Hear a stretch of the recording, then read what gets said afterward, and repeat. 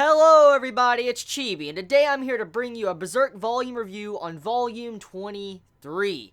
Now, before I dive into this volume and talk about all the different aspects of it, I want to discuss a couple of things real quick. I just recently did a reaction to the beginning part of this volume, and I talked about, how Guts technically raped Casca. A bunch of Chibits pointed out saying that Guts technically did not rape Casca, so I looked at the scenes again, and I reread that entire segment, looked at the panels, looked at the symbolism and stuff like that, just to make sure, got a brief assumption, and talked with some of you Chibits about it, and I came to a very interesting conclusion, but different viewpoints on it. So, everybody's opinion can vary on this subject, but I have my own opinion on the entire term of what happened in those panels.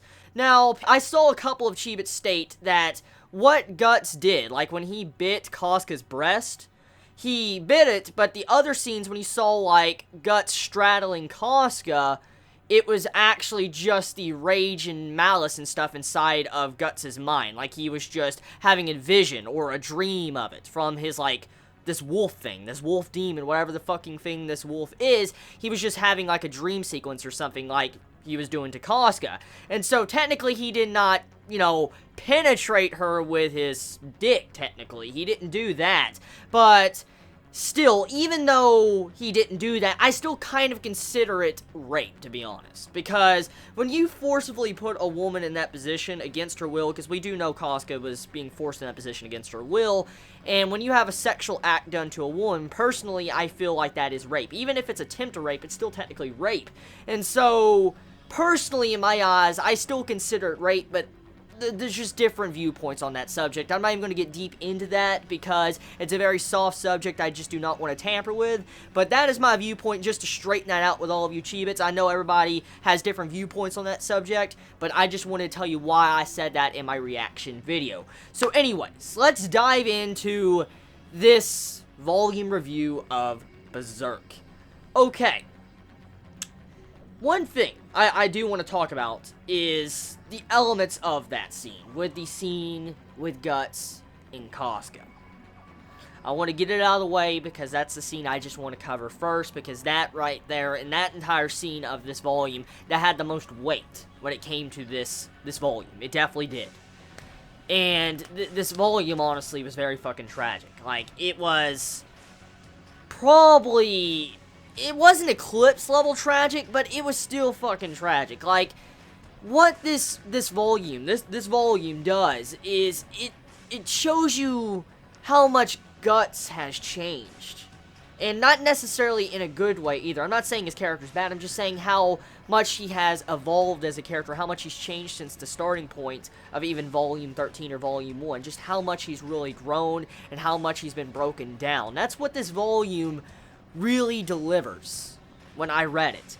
And like I said earlier about my whole situation viewpoint on the rape thing, even though Guts may not have penetrated her technically, he still did that act with biting her breast against her will.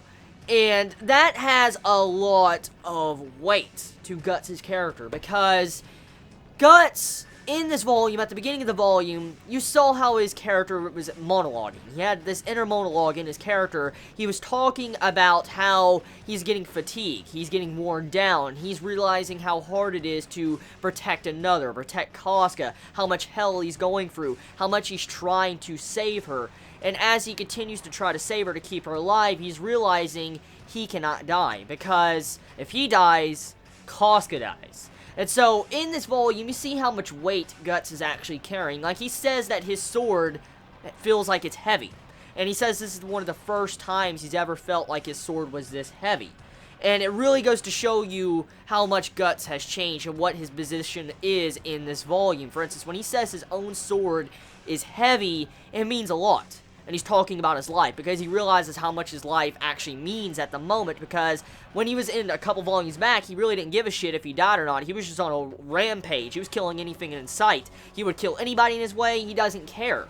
But now he has someone he has to protect, Casca, and so he can't just, you know, be insane like he normally is, wanting to kill things. He can't just do that. He has to think, and he can't just go on a rampage. So it just shows you the different standpoints Guts is at in this volume compared to previous volumes. That's what I think this overall volume does really well setting up. It does a damn good job setting it up, and adding these emotional breakdowns with Guts in this volume, it once again makes Guts a very complex character. And that is one thing I love about Guts. I just want to state this now because I don't think I've ever really stated it in my volume reviews. I might have, but I don't think I've ever made it clear enough.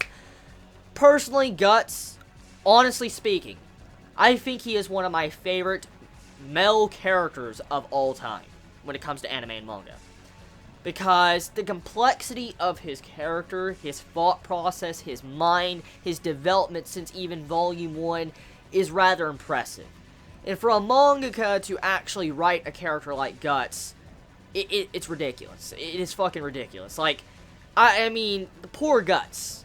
I never really realized how sad I feel for Guts until this volume. I mean, I felt sad, yes, but with this volume, seeing the beginning of how he did that act of biting Casca's breast against her will, it makes me feel very bad for Guts. I pity him. I really do, because it's fucked up. He can never be happy.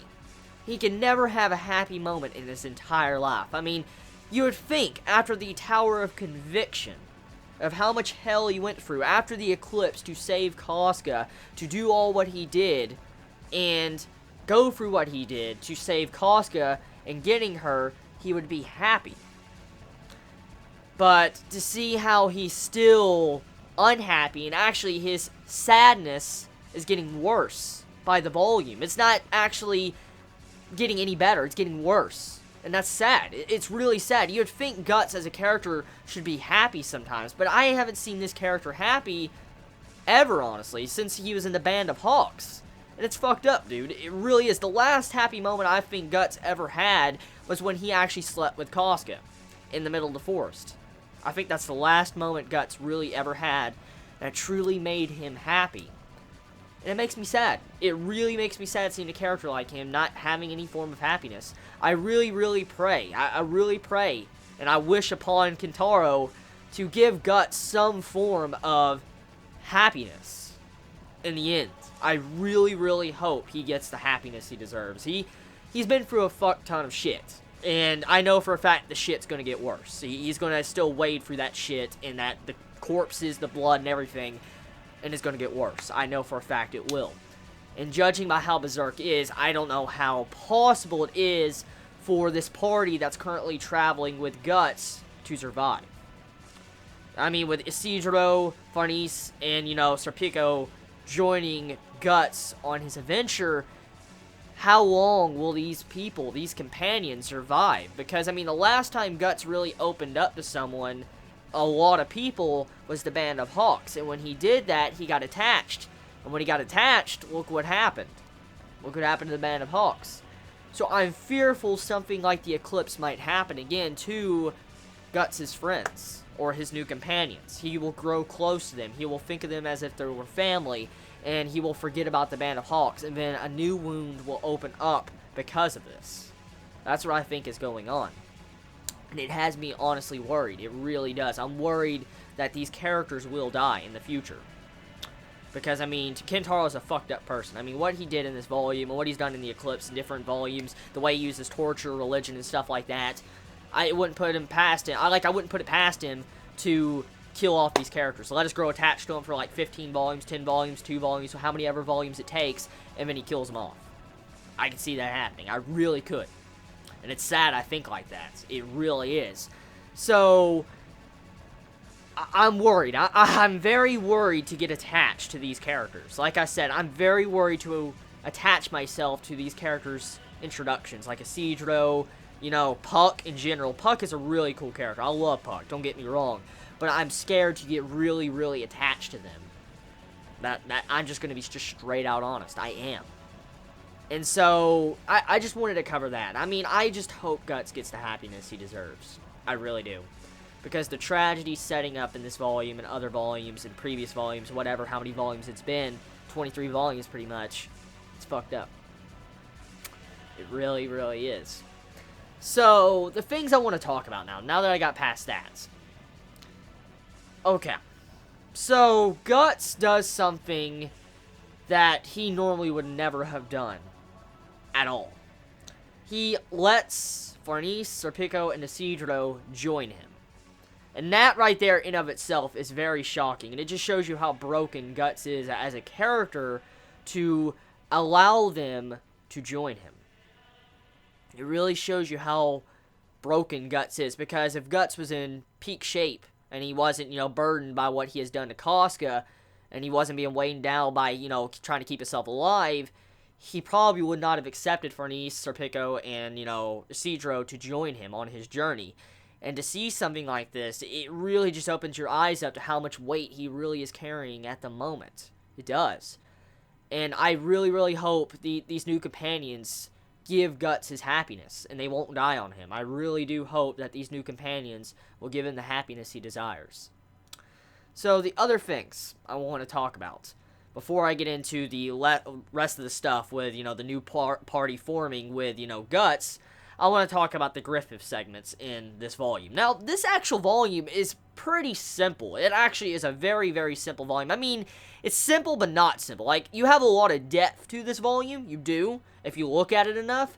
But it's pretty simple on just an overview. For instance, you have it to where Guts rapes Casca. He lets, new party members join. Then you go to the Griffith part where he's taking over posts of the Kushan. He's taking over posts. He's gaining an army. He's making a new band of Hawks. And pretty much he is, like, just the all-seeing Hawk. Like, everybody's worshiping Griffith, pretty much. And then the ending, you're seeing how Farnese is trying to learn to wade in the darkness, and she's starting to think she's useless. That's pretty much the quick overview of this volume, if you think about it. I mean, looking past the symbolism and the development, of course, but I mean, that's the quick progression of this volume. But, let's get into the Griffith stuff. So, Griffith. So, Griffith is forming a new band of Hawks. Wow. I called it. I fucking called that shit. I called that shit. Oh, I called that the last volume. The last volume, I called that from a mile away. Freaking Neo band of Hawks. I called that shit. A new band of Hawks. Huh. You know what's very interesting? Like I said last volume, you could consider Zod as Guts, technically. Because Zod looks like he's, Griffith's right-hand man. In the moment in the band of Hawks. So, technically you can consider Zod as Guts. And that's pretty sad if you think about it. I mean, there's a lot of, similarities between the original band of Hawks and this new band of Hawks. And to see these new band of Hawks the way they were shown, it has a lot of interesting things going on. And I like the new band of Hawks, don't get me wrong. It's really getting me hyped up for whatever is to come. Because, I mean, this new band of Hawks is nothing but demons, pretty much.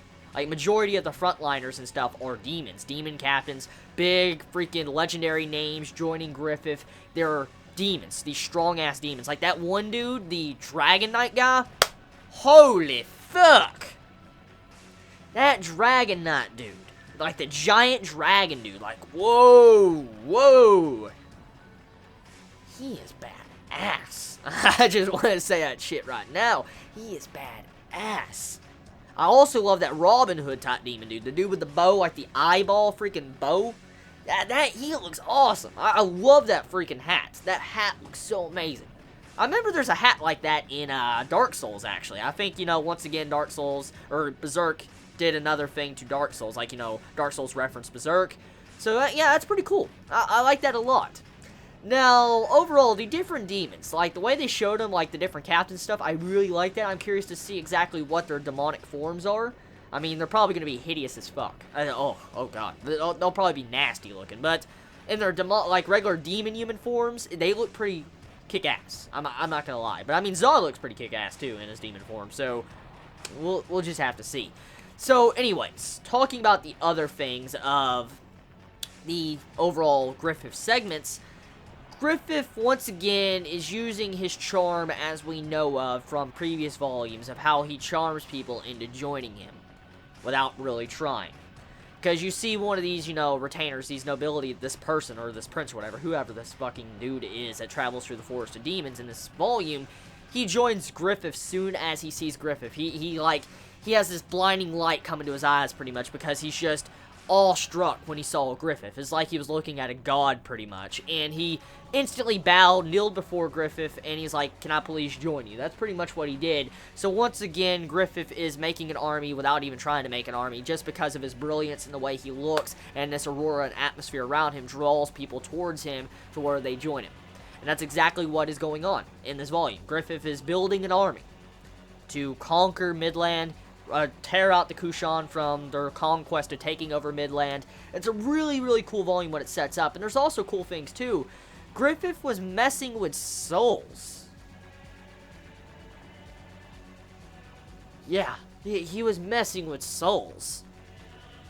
I don't think that concept has ever been shown, has it? Like, I mean, we've seen ghosts and spirits, but I mean, the way Griffith was messing with those, like, spirits or the souls of the people that died in battle that day was fundamentally different than the other things we've seen, because they didn't have any malice or rage like the other, demons we've seen fighting Guts. So,